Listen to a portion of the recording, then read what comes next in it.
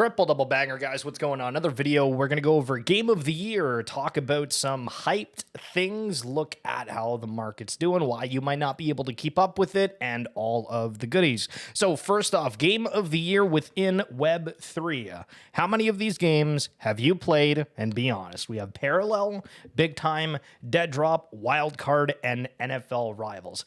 I've played Parallel. I've watched Dead Drop. Seen trailers for Big Time. I don't actually know what Wildcard is, and NFL Rivals apparently has a huge player base, but I haven't played it. Dead Drop, I'm really not sure. I've seen some of the videos of it. I don't really like it a whole lot, to be honest, from at least viewing it. Parallel was a lot of fun to play. Watching it, it's kind of 50-50 because you need to know what it is. I don't really have a whole lot to say on this. Curious if you guys have a thought. I feel like Parallel, in terms of hype, is going to win it, but if Dead Drop does, that's probably just because Dr. Disrespect has it. But, I mean, the dark horse, maybe NFL Rivals, because I feel like they have an absolute ton of people amongst it. Okay, top crypto industry leaders analyze 2023's leading insights and forecasts for 2024. So, quickly, Ali, bullish. Johnny, bullish. David, bullish. Patel, bullish. Ilya, bullish. Gracie, bullish. Leaf, bullish. Alexander, bullish. Scott, bullish. Yves LaRose, bullish. They're all bullish. Who cares what they say? Wag me. Random thing here. If you're on Twitter, apparently if you go for the org, you spend $1,000 and you get $1,000, 2x organic reach. It's wild what Twitter's doing with this kind of stuff. Like they're giving you double the organic reach for paying for it. So how the hell is that organic?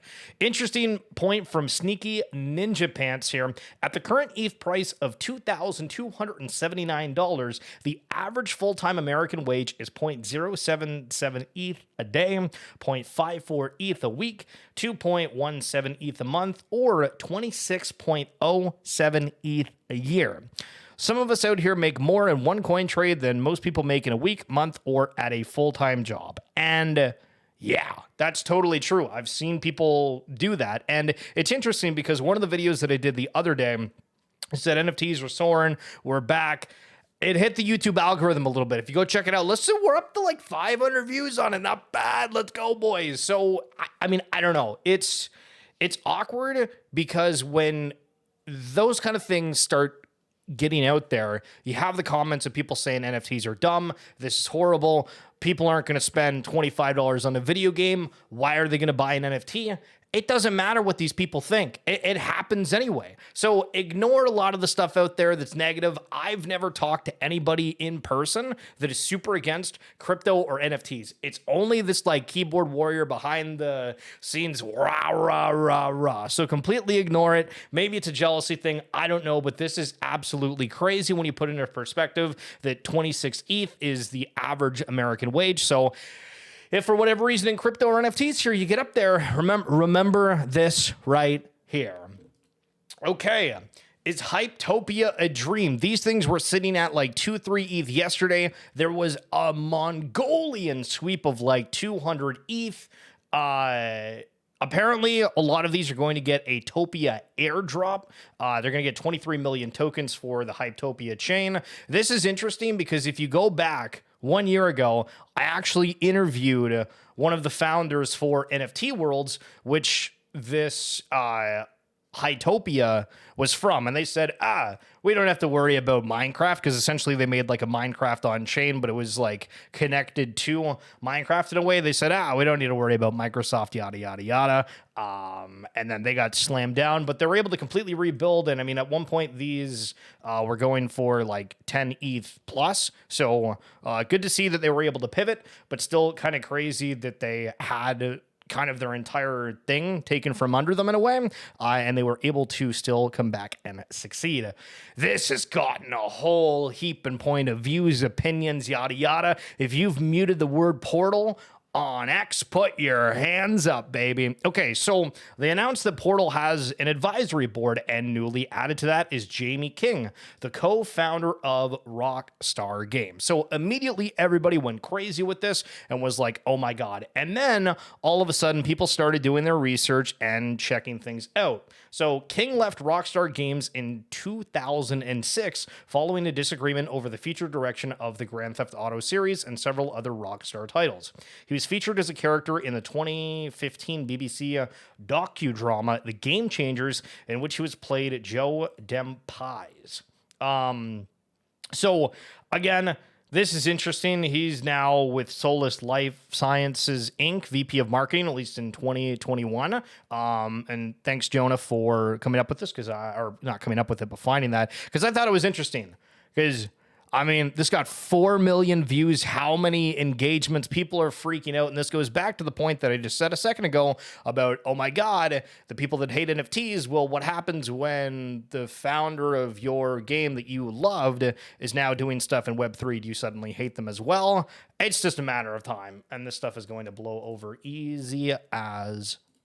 I don't know what's easy to blow over, a stick, I guess. But it's got to be a standing stick. If it's on the ground, there's no wind, the dimensions. Anywho, Twitch is ceasing operations in South Korea, citing prohibitive costs.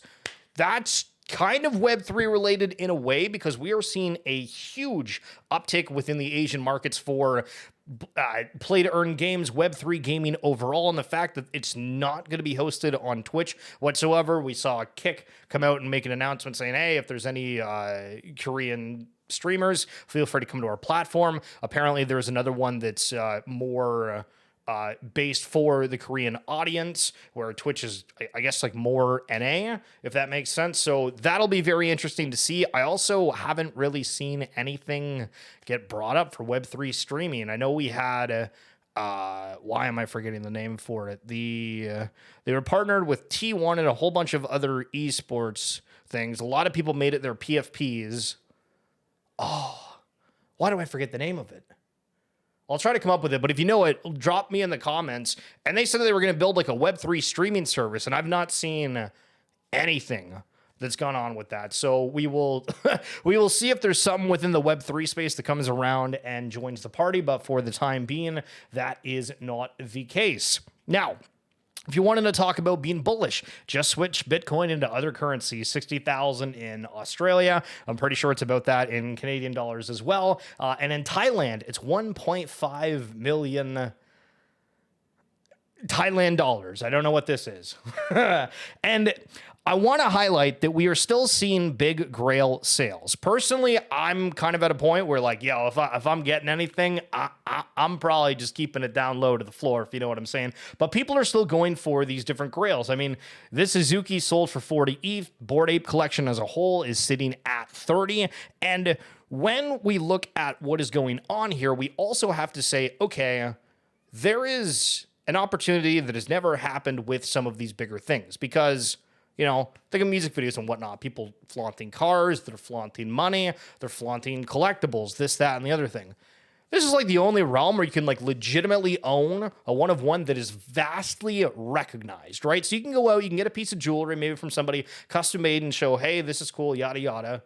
But how many people are going to care about that? Well, I mean, it might look cool, but for this, there is a mass audience that recognizes a lot of these figures.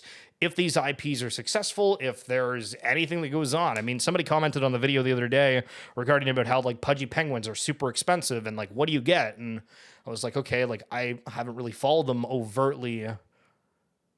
But, I mean, apparently there's IP license opportunities.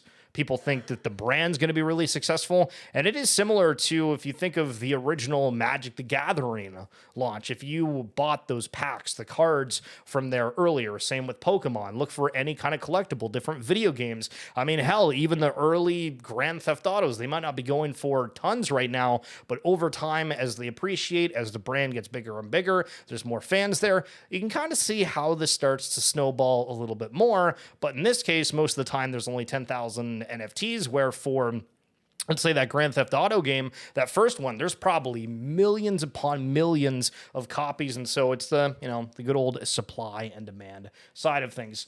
A little bit of Moonbird's FUD here. If you haven't seen, you and I both know exactly the reason why crypto pumped across the board today. K Rose is leaving. We are so back. And this guy FUDs Moonbirds a lot. There's been a lot of like pretty obscure things here, but K Rose said, I'm open to whatever you all want, to somebody asking if there's going to be a new CEO. Maybe we do need some fresh blood to run the day-to-day while I focus on art/PC. Much more to talk through. I just want to see Moonbird succeed at the end of the day. Don't freak on this comment. I'm not going anywhere, but someone to be the GM for Moonbirds might be very interesting. Okay, and we're freaking out, calling this, saying K-Rose is leaving. So he knew that's what was going to happen. Anyway, hopefully Moonbirds are able to really regain the ignition that they originally had here. Another bullish post here. Reasons why Web3 and crypto are so back in 2024. The bad actors have been booted. Solid legislation is being passed in several countries. Bitcoin ETFs, tokenization of real-world assets is taking off. New Web3 gaming apps and decentralization will be recognized as the only effective counter to big AI. And this is why I wanted to highlight this message, because I think, and I didn't really realize this initially, but there's so many people that are saying if AI gets big, it's going to have to need blockchain to be able to verify all of this stuff. You kind of think about it a little bit more and you're like, yeah, damn it, I think you're right. So this is going to be something where we had a big push towards decentralization during the last NFT bull run where, that was thrown around all the time, just the word, when, a lot of the time the centralized entities still kind of took the cake, and there's still that opportunity where they're going to be big. But I think we're going to start to have a little bit more segmentation of people focusing on that decentralized aspect. Just because it's going to be kind of the in thing, because not only is it needed, AI is going to be coming in at a rapid pace, and so we'll see if they're going to be able to match. So keeping on the theme of people hating NFTs, I think it's really just because it's a lot of gamers for the most part. Maybe it's not, and that's an inaccurate representation, but I found this article here from Games Errors. And how many video games were released in 2023? 150 major game titles in 2023. How many video games are there in the world? There is an estimated 5 million video games worldwide, about 10,000 games made each year. Apparently the biggest game of 2023 is Diablo 4. And how many games will be there in 2025? The most accurate estimates suggest that approximately 2.7 billion gamers worldwide will grow to 2.93 billion by 2025. And I mean, so we have an absolute ton of games out there already. We're still growing the audience out there, and everyone's trying to pay attention to the vast amount of things that are going on in Web3, saying, hey, gaming's going to take off. There's this, that, and the other thing. And I mean, I would argue there's probably more than 50 plus games right now just within Web3 alone. Maybe they don't have some of the same hype as some of the traditional studios do, but at the same time, there is a mass audience, a mass player base of people that have already gotten into these collections that are going to now assist these game launches with their marketing material, et cetera, et cetera. Except now, instead of playing a game just for fun, you're going to be able to do it for fun, but also be able to earn on top of that. A lot of people say, oh my God, there's no Web3 games that are fun. Well, welcome to 2024, ladies and gentlemen. Things are about to change in quite the fashion. Hope you guys like this little update. Again, if you want me to keep doing them where they're kind of short, sweet, simple, and to the point, on top of the other videos that are more directed about a certain topic, I would love to know if you like these, but we will chat soon as per usual. Enjoy the rest of your day. Toodles.